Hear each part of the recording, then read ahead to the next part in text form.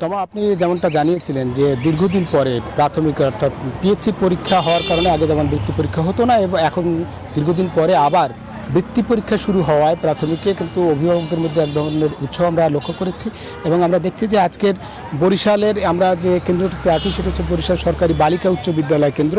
এই কেন্দ্রে দেখছি আমরা অনেক অভিভাবকরা কিন্তু এখন অপেক্ষা করছেন তার সন্তান প্রিয় সন্তান পরীক্ষার জন্য হলে ঢুকেছেন এবং তারা বলেছেন যে এই পরীক্ষাটি দীর্ঘদিন হয়নি, এবার যেহেতু পরীক্ষা হয়েছে প্রথমত ডিসেম্বরে হওয়ার কথা থাকলেও পরীক্ষাটি হচ্ছে এপ্রিলে, তারা সেটা বলেছেন যে ক্লাস 6-এ উঠেছে সেই কারণে তাদের এক ধরনের সংখ্যার কথাও বলেছেন, তারপরও মনে করছেন যে প্রিয় সন্তান তারা যেহেতু পরীক্ষা দিতে পারছে এইটাতে তারা সন্তুষ্টি প্রকাশ। আমরা যদি একজনের সঙ্গে একটু কথা বলি যে অনেক দিন পর বৃত্তি পরীক্ষা শুরু হয়েছে, আপনার সন্তান পরীক্ষা দিচ্ছে, কি বলবেন?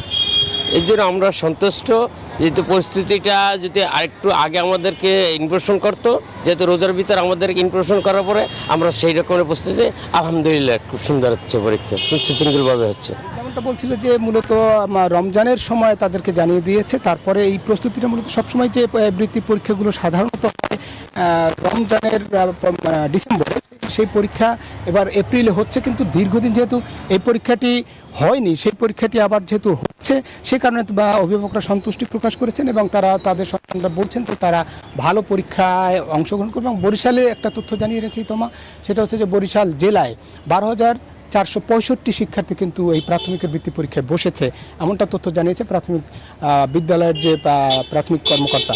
এই ছিল মূলত বরিশাল থেকে আমার কাছে প্রাথমিক বৃত্তি পরীক্ষার যে প্রথম দিনের যে পরীক্ষা শুরু হয়েছে তার সবশেষ তথ্য। ফিরছি স্টুডিওতে। তোমা। জি মিলন, ধন্যবাদ আপনাকে। 200-র বেশি সার্ভিস ও ফিচারে লেনদেনের সব বিকাশ অ্যাপে সম্ভব।